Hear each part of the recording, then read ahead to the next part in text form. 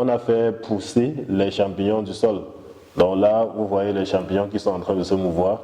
Voici ceux qui ont poussé de manière précoce. On a les grappes qui peuvent donner même jusqu'à 1 kg. Permettez-moi de récolter. Donc vous avez une grappe de champignons ici qui peut peser jusqu'à 1 kg. Bon, ça c'est environ 800 grammes. Celle qui peut peser plus d'1 kg, c'est celle-ci. Voilà, donc c'est une technique assez efficace et rentable, surtout fiable. Donc aujourd'hui, nous allons vous montrer comment réussir vous aussi cette technique de gobetage. Bonjour à tous et bienvenue dans notre université du champignon. Donc aujourd'hui, nous allons vous montrer une technique culturelle assez spéciale, une technique qui n'est pas encore assez vulgarisée, mais qui est aussi spéciale que d'autres techniques et aussi pratique et rentable que les techniques qu'on a l'habitude d'appliquer. Je vais ici citer la technique du gobetage. Donc il s'agit du gobetage que nous allons faire. Le gobetage, c'est quoi? C'est cette pratique-là qui consiste à faire pousser les champignons du sol. Un peu comme vous voyez ici, nous avons appliqué une technique de gobetage où on a fait pousser les champignons du sol. Donc là, vous voyez les champignons qui sont en train de se mouvoir. Voici ceux qui ont poussé de manière précoce.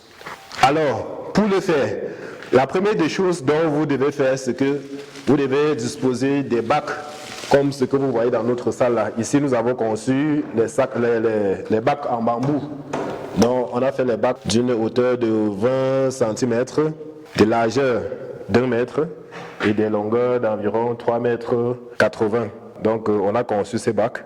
Et puisque le sol est cimenté, il ne faudrait pas qu'on délabre ou bien qu'on dégrade le sol. Donc, ce que nous allons faire ici, c'est qu'on a cherché les bâches qu'on va au préalable mettre au sol. Dans les bacs, bien sûr. Donc, on dispose les bâches là. On les dispose très bien.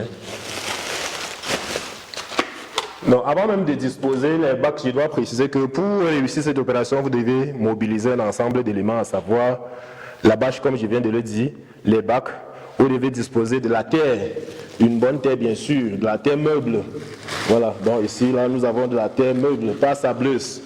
Donc, une terre, ça peut être argileux, il n'y a pas de souci, mais sableuse, non. Parce que si la terre est sableuse, le champignon va ingérer le sable et ça sera désagréable à la consommation. Donc vous devez disposer des bacs, de la bâche, de la terre meuble, des ballottes de culture. Voilà, les ballottes que vous avez préalablement établies et conçues. Donc les ballottes que vous voyez dans cette salle sont les ballottes qui viennent de la salle de fructification que nous avons de l'autre côté. Donc on a effectué une procédure, ou du moins une production de champignons normalement, où on a fait coloniser. Et une fois colonisé, on a transformé la salle d'incubation en salle de fructification. Donc chaque ballotte que vous voyez ici, y compris celles qui sont encore dans la salle, ont chacune produit environ 400 grammes. Donc la moyenne était de 400 grammes parce qu'il y a les ballottes qui ont produit 250 grammes, d'autres ont produit 300, d'autres 400, d'autres 500 et parfois 600 grammes. Donc chacune des ballottes que vous avez ici a produit des champignons. Et c'est une fois les premières récoltes effectuées que nous allons donc passer à cette deuxième opération. Voilà. Donc vous devez disposer les ballottes de culture. Ça peut être les nouvelles ballottes, comme ça peut être les anciennes, comme les nôtres aussi. Nous appelons déjà anciennes parce que j'ai précisé, on a déjà récolté les champignons dessus. Donc si vous regardez n'importe où là, vous allez voir là où on a détaché les champignons. Partout là, les champignons ont été récoltés. Ceci est aussi plus perceptible. Les champignons ont été récoltés là. Voilà. Vous devez, en plus des ballottes, disposer d'une bonne quantité d'eau. Je pense que c'est tout. Une fois que vous avez mobilisé dans ce matériel, l'opération est simple. Vous allez juste prendre votre ballotte là, vous allez déchirer. Vous pouvez utiliser vos ongles pour déchirer comme vous pouvez utiliser une lame de rasoir. Voilà, vous allez désenvelopper là la ballotte. Donc, vous désenveloppez la ballotte, vous la disposez, vous continuez l'opération. Donc, je précise que vous devez, pour cette étape, porter le cache-nez, parce que quand vous allez désenvelopper, il y a les spores qui vont se dégager et ce n'est pas agréable pour la respiration. Donc, il faut prévoir un cache-nez comme le mien Mais puisqu'il faut que le son soit clair, je préfère prendre le risque pour le moment. Donc l'opération continue là. Pour que ce soit rapide, je préfère mettre la lame de rasoir de côté. Donc si en effectuant l'opération, vous êtes victime de ce genre de choses, ça veut dire une ballotte se détruit, il n'y a pas de souci. Vous pouvez mettre de côté parce que après le classage, là, il y aura certains vides ou bien certains espaces qui vont nécessiter les demi-ballottes. Donc si une ballotte se détruit là, il n'y a pas de souci. Vous mettez juste de côté pour attendre son moment venu.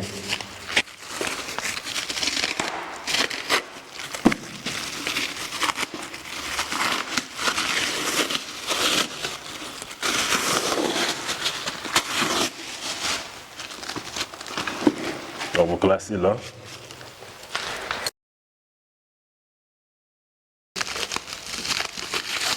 Donc vous allez déchirer là. J'ai préféré mettre la lame de rasoir de côté parce que ça me perdait un peu de temps et c'est plus risqué. Voilà. Donc vous détachez, vous disposez avec beaucoup de délicatesse. Donc voilà aussi l'avantage lorsque, en faisant l'inoculation des ballottes, on fait le bon compactage. Donc quand vous échouez le compactage lors de l'inoculation des ballottes, cette opération sera un peu compliquée pour vous parce qu'une fois que vous allez chercher à détruire ces papiers-là, vos ballottes vont directement s'écraser. Voilà. Il faut toujours bien le compacter afin que ça forme un ballon assez solide comme vous voyez là. Donc, on continue l'opération.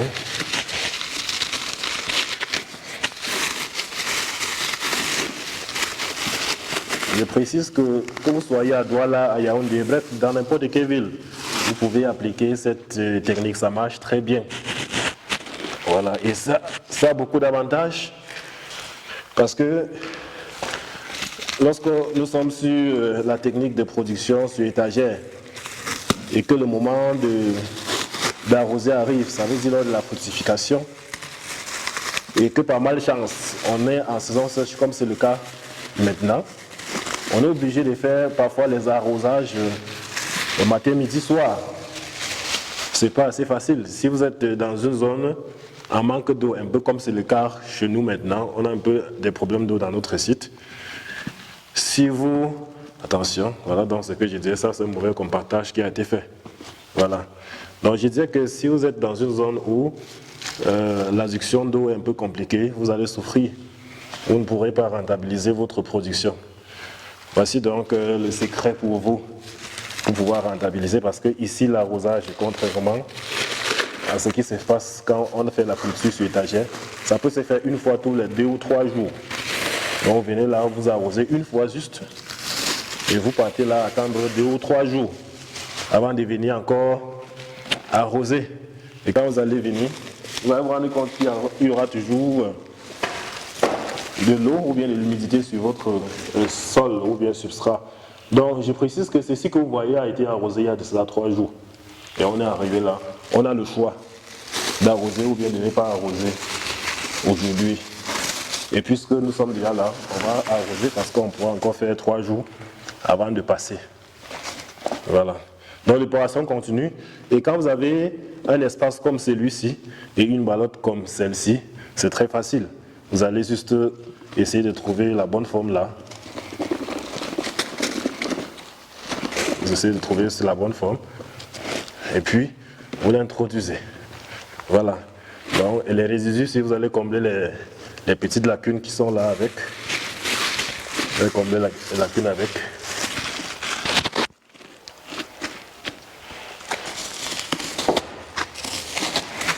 Important, la ballotte, il faudra toujours faire attention. Il ne faut pas trop exercer la pression sur celle-ci. Question d'éviter de les détruire comme je viens déjà de perdre une ballotte là. Voilà, je disais que cette technique est assez fiable et assez rentable parce que ne soyez pas surpris que bien qu'ayant récolté les 300 grammes, les 250 grammes et parfois les 500 grammes de champignons sur des ballottes ici, on se retrouve encore en train de récolter parfois 1 kg, comme certaines ballottes qui sont ici, qui sont en train de produire encore 1 kg alors que elles avaient été déjà récoltées. sur étagère. Voilà.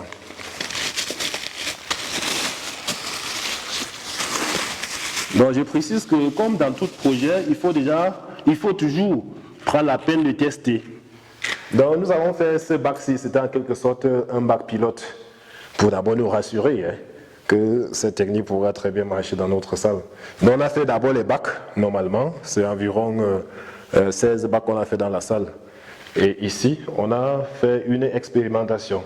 Ceci fait environ 1 semaine et demie qu'on a lancé. Et directement, 3 jours après, et je vais dire 3 à 4 jours après, oui, il y a eu les premiers sorties. Et malheureusement, celui qui est venu arroser n'avait pas encore l'expérience. Donc il est venu le premier jour là, il y avait les têtes, il a versé l'eau dessus et on a perdu ces têtes-là. Voilà, donc ce qui est là, ce qui apparaît là, c'est en quelque sorte la deuxième tête. Parce qu'il faut préciser, on dit arroser 3 fois, je veux dire tous les 3 jours, mais une fois que ça commence à pousser les têtes, il faut faire attention. Parce que quand l'eau touche, lorsqu'il y a dégagement déjà des primordiaux, c'est beaucoup de risques. Vous pouvez facilement perdre. C'est la même chose que sur les étagères.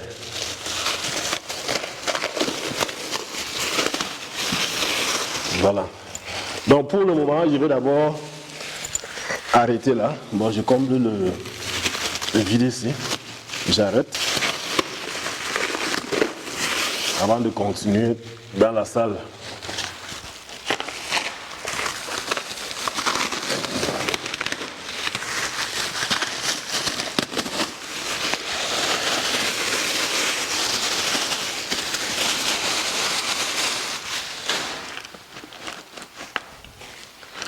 Donc, je précise que pour cette technique, il y a toujours les facteurs de fructification qu'il faut réunir, à savoir l'éclairage, l'humidité, l'aération. Donc c'est pourquoi vous allez voir, vous allez vous rendre compte que la salle est totalement éclairée. Voilà, on a des grandes et larges fenêtres là d'environ 3 mètres de large. Voilà, des deux côtés. C'est un facteur à ne pas négliger. Parce que si votre salle n'est pas suffisamment éclairée, vous n'allez pas réussir cette technique. Une fois que ça va pousser les primordiaux là, il y aura assèchement de celle-ci. Voilà.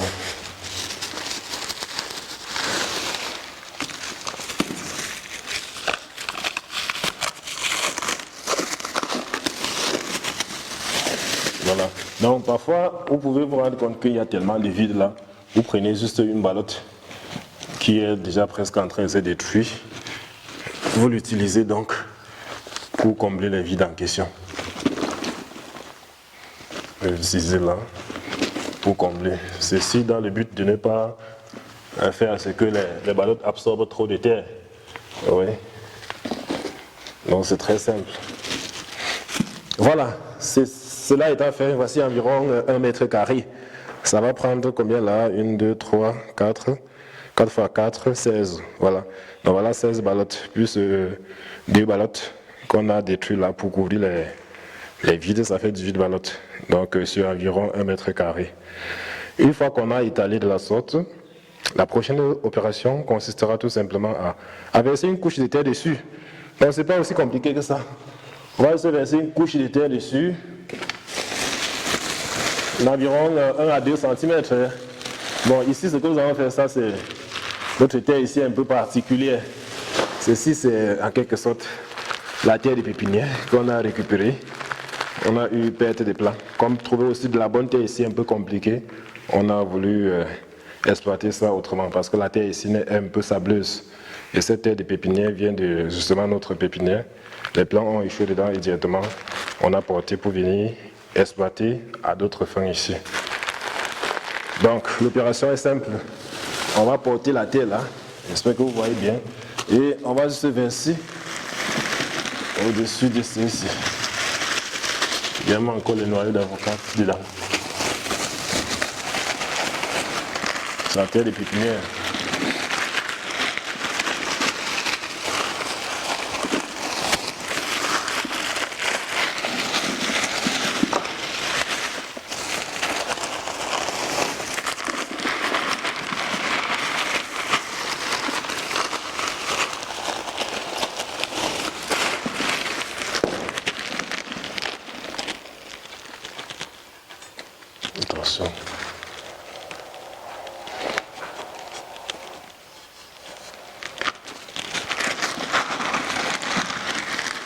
Non, c'est au trop 2 cm.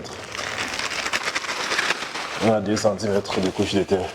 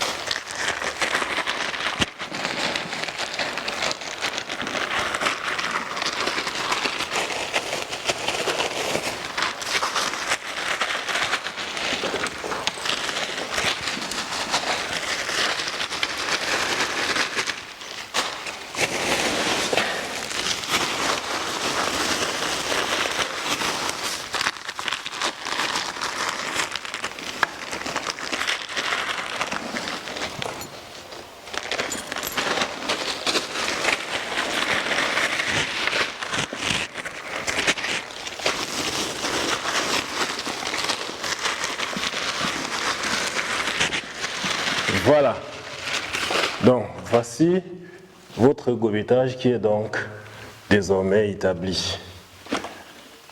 Comme notre terre déjà est initialement bien mouillée, on va juste arroser un peu. Donc déjà cette partie est encore ouverte parce que nous allons continuer l'opération. On va d'abord vous montrer avant de couper la vidéo et continuer l'opération jusqu'à la fin. Voilà, donc une fois que vous avez disposé et couvert avec la couche de terre, c'est très simple.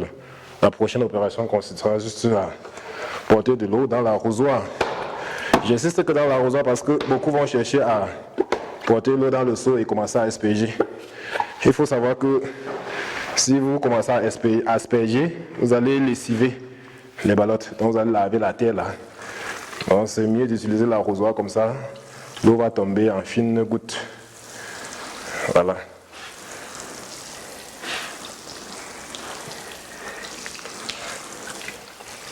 Voilà, c'est très simple.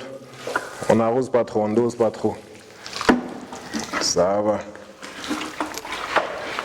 Et l'autre chose, c'est de se rassurer que le courant d'air ne passe pas dans votre espace de travail. Parce que ici, nous sommes dans une salle. Le vent passait, mais nous avons essayé de mettre les vitres là pour essayer de couvrir afin d'empêcher le courant d'air. Parce que quand les courants d'air passent, vous êtes obligé désormais d'arroser vos ballottes peut-être tous les 2 jours ou bien tous les jours. Oui. Et bien même quand vous réussissez à arroser, une fois que les primordiaux commencent à sortir, le courant va passer à sécher ça. Et vous aurez fait un travail presque nul. Voilà. Donc l'opération va se faire comme je viens de le faire là, l'arrosage tous les 3 jours. Oui, ceci après pratiquement une semaine, parfois une semaine et demie, donc tout dépend du temps qu'il fait chez vous. Ici par exemple à l'ouest, ça va vite sortir. Si vous êtes dans le littoral ou bien dans le centre, ça va peut-être légèrement un peu plus durer parce qu'il fait chaud là-bas. Mais ici, à une semaine et demie, on aura déjà les premières têtes de champignons. Et ceci parce que ce sont les vieilles ballottes. Si c'est les ballottes qui étaient venues directement de la salle de colonisation, à 4-5 jours, on aurait déjà les premières têtes. Voilà. Donc je disais, à une semaine et demie, on aura donc l'apparition de ce que vous voyez là, des petites têtes de champignons, bien portantes. Voilà. Donc si vous regardez là, vous allez vous rendre compte que une ballotte Contrairement à ce qui s'est passé sur les étagères, une ballotte produisait autour de 2 grappes. Donc ici, on a par exemple 1, 2, 3 grappes. Et il y a même une demi-grappe là-bas. Et je précise que ça, c'est une ballotte qui a déjà produit. Oui, comme ça encore là, ça produit jusqu'à 4 grappes. Et si une seule grappe ici donne 200 grammes, prenons le cas de 200 grammes à la fin, on aura 800 grammes de champignons obtenus encore par ballotte et par récolte. Parce que on va faire cette opération et on se battra à faire juste 2 récoltes et on va détruire pour reprendre. Donc en principe, on peut faire plus de 2 récoltes, mais on a déjà effectué une de ces récoltes sur étagère. On est obligé juste de faire 2 ici, là, et on détruit les paquets pour reprendre l'opération. Donc j'étais en train de vous montrer là, si vous essayez de voir partout là, vous allez vous rendre compte que chaque ballotte qui a attaqué la fructification, chaque ballotte sur laquelle la fructification a attaqué donne minimum 2 grappes. Donc je suis juste parti sur la base de 250 grappes, 250 grammes la grappe. Donc, ou bien 200 grammes, je vais même prendre le minimum 200 grammes par grappe. On aura environ 700 à 800 grammes de champignons que toutes ces ballottes vont produire sur gobetage. N'est-ce pas magnifique? Donc intéressez-vous à la culture des champignons et surtout intéressez-vous à la technique du gobetage. Et si vous avez un souci là, n'hésitez pas à nous contacter. Les numéros restent les mêmes. Celui-ci.